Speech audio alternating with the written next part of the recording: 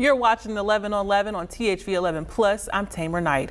We start this morning with what we know about the deadly shooting in Utah that killed Charlie Kirk. President Trump announced that someone was in custody Friday morning. Police arrested 22-year-old Tyler Robinson of Utah.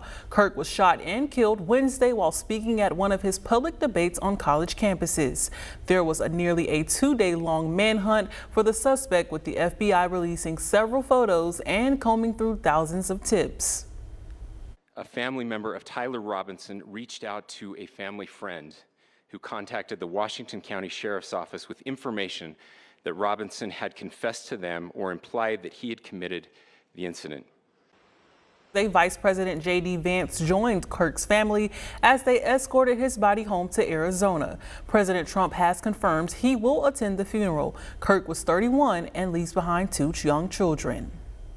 And there was also big news from Governor Sarah Huckabee Sanders this week. The Arkansas National Guard has been given permission to help ICE agents with immigration enforcement.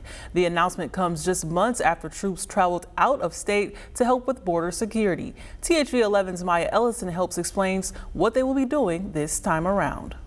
As the Trump administration ramps up immigration operations in Chicago and other major cities, officials are taking enforcement efforts into their own hands right here in Arkansas. On Tuesday, Governor Sarah Huckabee Sanders ordered the Arkansas National Guard to assist U.S. Immigration and Customs Enforcement. In the order, the governor said, quote, "Violent criminal illegal immigrants have no place in Arkansas." It goes on to also say that the guardsmen will assist ICE with detainee transportations and not be armed. But there are still some who are worried about the push. Hearing that there's going to be more individuals assisting ICE and detaining people, including people from our National Guard, well, it's just going to drive up more fears, but also just more distrust for the government. Lorena Rivas is the managing attorney of Rivas and Associates. She says the news is creating fear in the communities she serves. Not only is it fearful of maybe being detained by the community members, but also just that sense of like, man, they think we are horrible people. Rivas also thinks there are better ways to use the state's guardsmen. They're not doing any arrests. They're just helping out with more transportation of detainees and clerical work. Again, I'm not sure that's the best way to use them.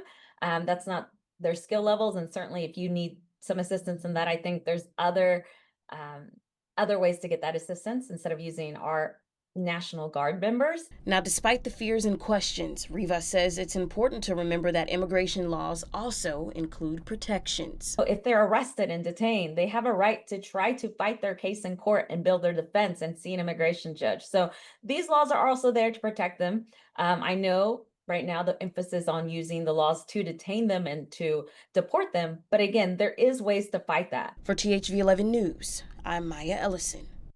When we reached out to the Arkansas National Guard, they told us they can't talk about the order at this time, but the ACLU of Arkansas called the news, quote, "an abuse of power that jeopardizes Arkansans' rights and safety." Another law the governor is touting this week, the Project to Protect Arkansas Act. That's the one that lengthens prison terms for serious crimes. But the huge new prison plan for Franklin County at the center of that law faced criticism at the state capitol. THV 11's Carter Threet reports on the complaints those critics presented and how lawmakers responded.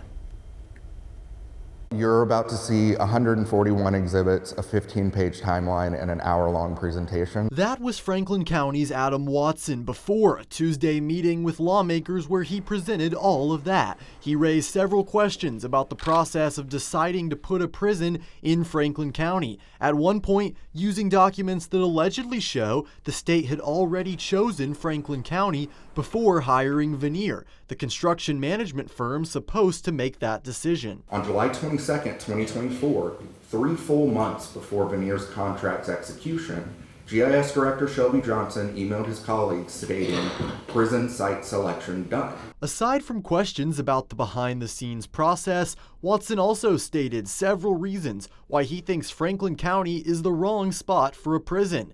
The area's terrain, lack of a good water source, and perhaps most importantly, pushback from the community. In case you haven't had a look behind me, a few of our friends and neighbors have joined us for this hearing.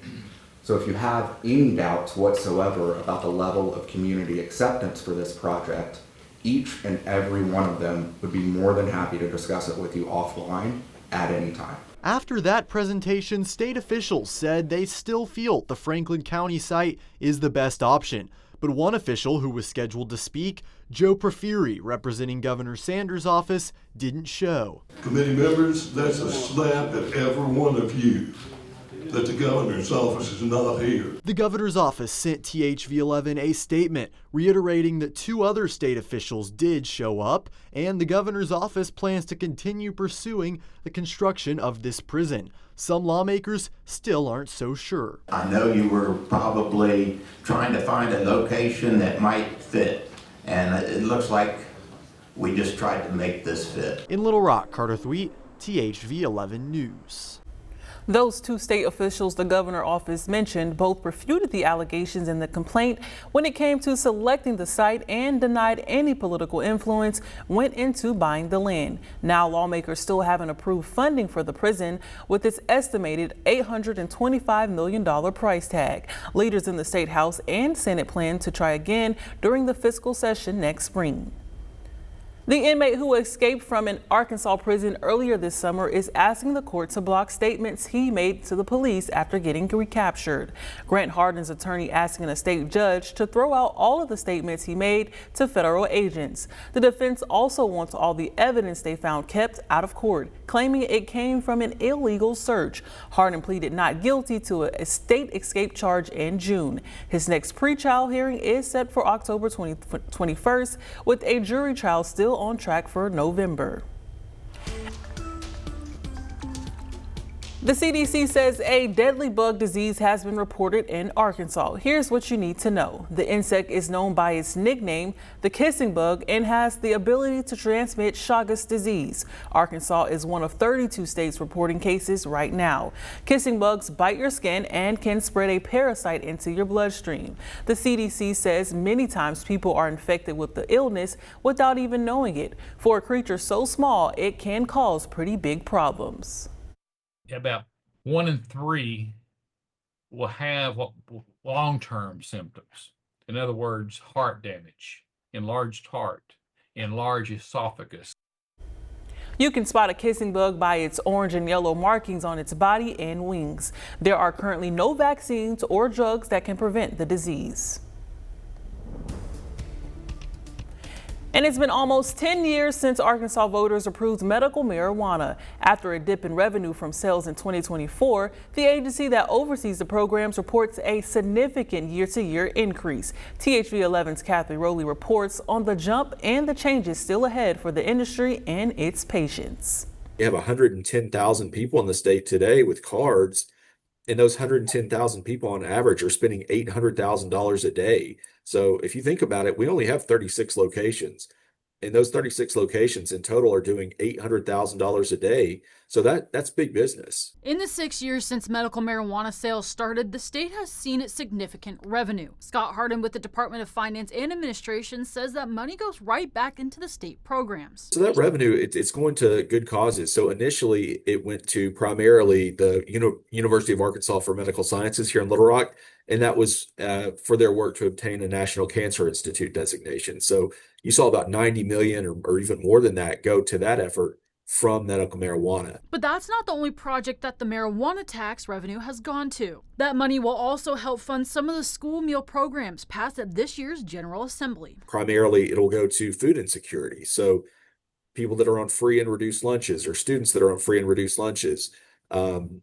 just a variety of programs. They could use it for food pantries across the state. Hardin told me that the revenue that the state is seeing is making a difference. But go back in time just a year to 2024. The state did not see the same revenue. Seeing the decrease last year, I think there was a thought that maybe this is where we've kind of maxed this market out and we might see it slip a little. So this year, I think a lot of us were anticipating the same thing, that sales would be not bad, but not great. And that's just not been the case. Even as those marijuana sales figures climb, there have been several efforts to either legalize recreational marijuana or expand the medical marijuana laws. Each measure has failed when put before voters. And the NFL on THV11 kicks off with the Bills versus the Jets this weekend. But when we come back, though, we've got a lot of changes for some fans heading to high school football games this season.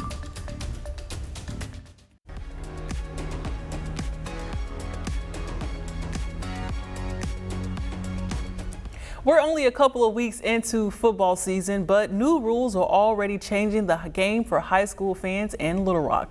THV 11's Carter Threet fills us in on why the policies under the Friday night lights are becoming a little more strict.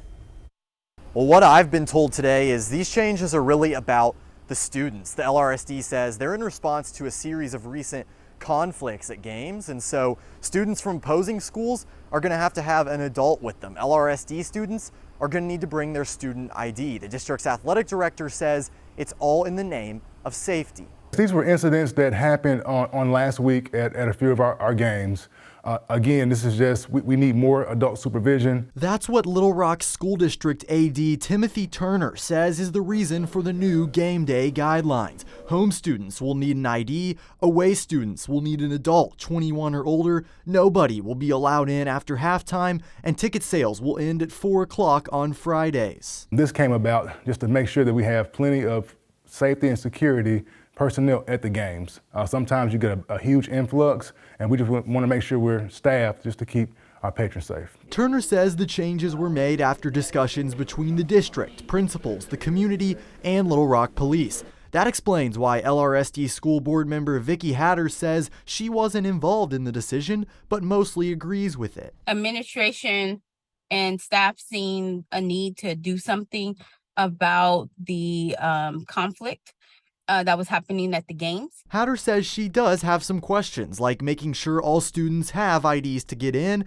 and about the having an adult requirement for opposing students. She also thinks that resolving these conflicts could start in the classroom. We too have a role to play in helping shaping these students because they are in schools more than they are at home. Turner says this policy is effective immediately, but that doesn't mean there won't be changes as district leaders see how it goes. We'll all come back together, myself and district leadership, as well as the principals here soon, but as of right now, this is the policy. In Little Rock, Carter Thweet, THV 11 News.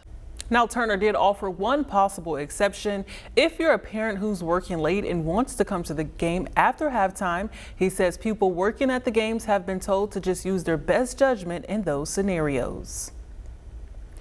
Meanwhile, 1 week since the long-awaited game between Arkansas and Arkansas State, but the hotly debated question remains, should this game happen again? And there is no shortage of opinions when it comes to answering that question. Catherine Rowley has what people all across Arkansas are saying.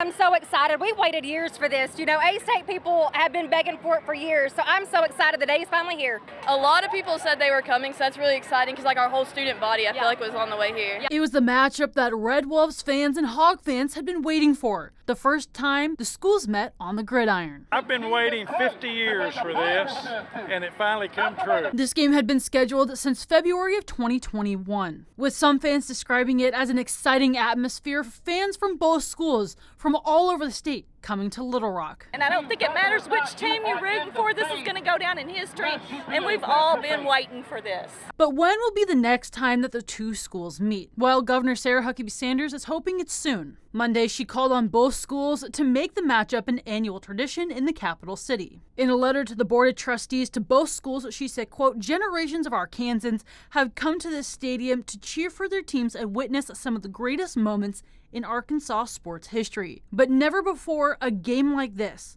Now it's time to change that. And Arkansas State agrees. The school's athletic director, Chris Pesman, said in part, quote, in-state matchups like this are the heartbeat of college athletics. The overwhelming response from this past weekend reinforces that making a game between the Red Wolves and Razorbacks a tradition is a win for the sport for both universities and for Arkansas. In Little Rock, Catherine Rowley, THV 11 News.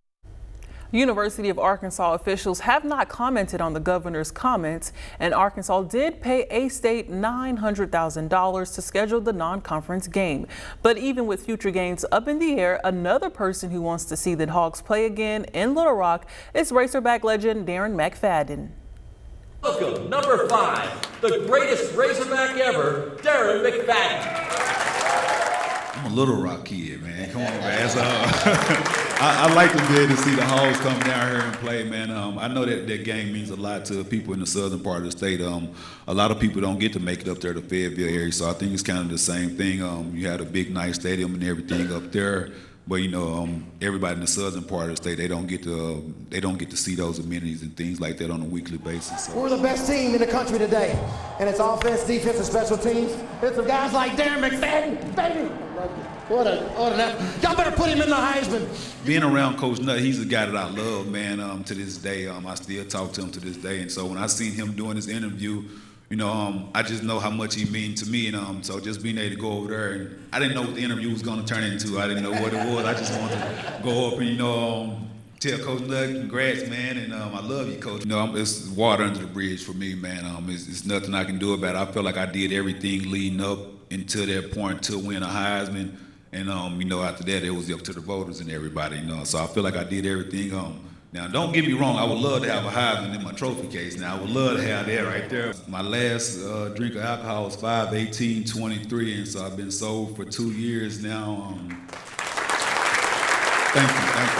I tell people it's probably one of the best decisions I've made in my life. I've racked up a ton of accolades over the years playing football, and that alcohol is something else, man. It makes me proud of myself, man. It means a lot to me and my family, my children, just to have a sober dad in the house every day.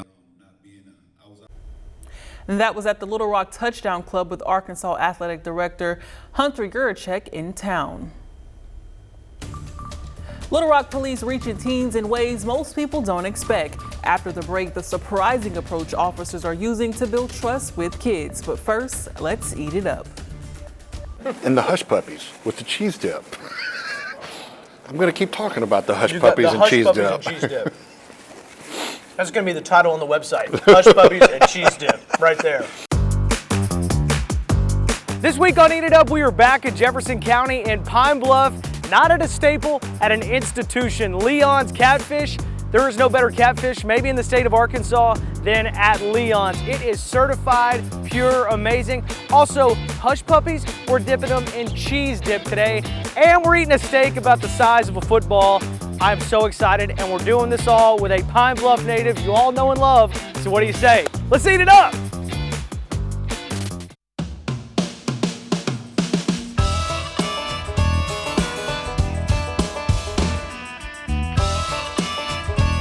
My dad got it in fall of 1990.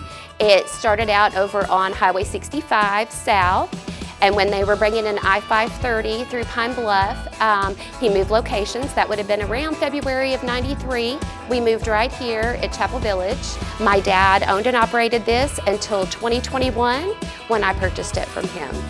Weddings and barbecues and things like that, backyard things for people. We do things for the industrial areas. And we've just added a brand new barbecue trailer, and we've just debuted our barbecue in the last couple of weeks.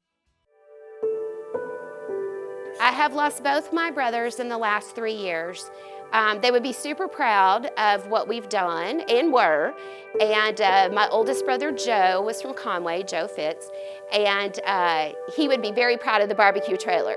That was his thing. He would love that so much. My middle brother just passed away last month, and he would be proud of this moment too.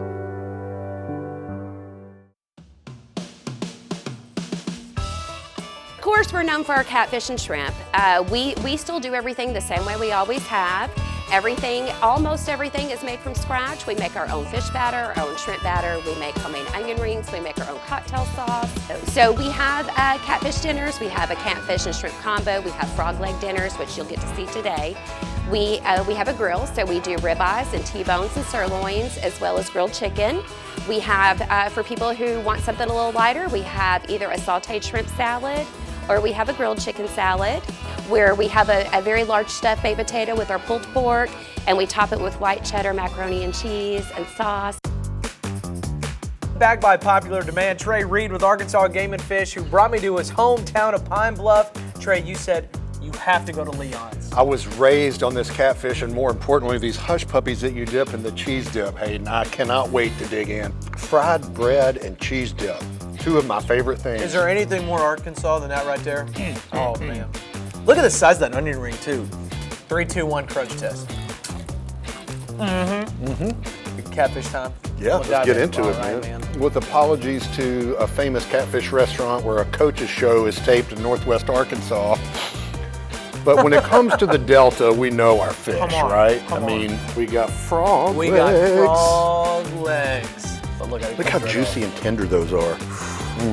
All the accoutrement, to be fancy, and then steak too.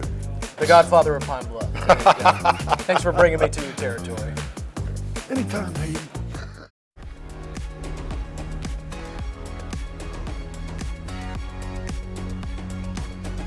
Curbing youth violence is a priority in cities all across the country. Here in Little Rock, police are doing what they can to bridge the gap between teenagers and law enforcement. To do that, the department is taking a more proactive approach.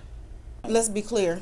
We don't deal with bad kids. We deal with kids that make bad choices. Right. That's every child. In many communities, strained police-youth relationships are linked to increased behavioral challenges among the youth. They see us two big guys walk in, and we're not apprehending them or anything like that, but we're trying to, uplift them. But the Little Rock Police Department is working to change the narrative. Youth are products of their environment and getting involved using mentorship programs.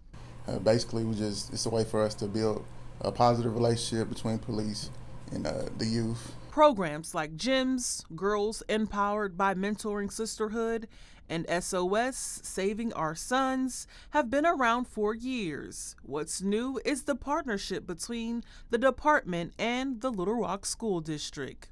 The Little Rock School District, pretty much our full-time job, Monday through Friday, we are mentors. So we go to schools, check on them, making sure they're doing everything they're supposed to be doing. Together, they're providing resources and hands-on activities that foster confidence, positive attitudes, and meaningful relationships. And by them coming to the program and being around the other youth and people and mentors and coordinators, they're able to navigate the different attitudes and personalities of the world. Mentors working with the program meet with teenagers where they are, using daily engagements and even colorful shirts. We probably have a t-shirt on and some Jordans, so we kind of look like them a little bit, but and we talk at their level. We don't make them feel bad about when they get in trouble. We just help them talk through the situations, and we just give them a new perspective or concept of what a police officer is, something new that they've never seen. All students are welcome. So our kids range in their social, economical status, their family status, and things of that nature. They don't all look the same, they don't all act the same, they don't all talk the same. And the support doesn't stop when the day is over. We don't just fool with our kids when they come to the program on Saturdays. When they have games, dance recitals, church functions, birthday parties, when they invite us, we go because we want them to know they matter outside of the session. The GEMS and SOS mentorship programs have open enrollment year-round. If you're interested in joining or signing up your child, we will have the details on our website, thv11.com.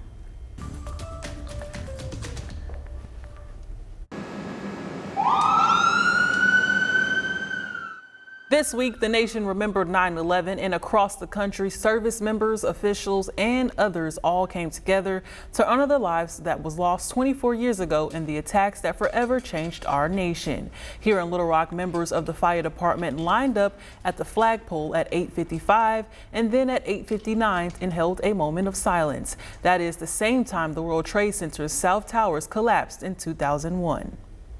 And folks in Benton took the time to honor another hero. The I-30 bridge over the Saline River is now the Paul Baker Memorial Bridge. THV 11's Carter Threet talks to his family about the memorial. Lieutenant Paul Baker was doing one of the things that he does best, and that's rendering care and trying to rescue somebody that's entrapped in a vehicle. He lost his footing and fell approximately 40 feet to his death.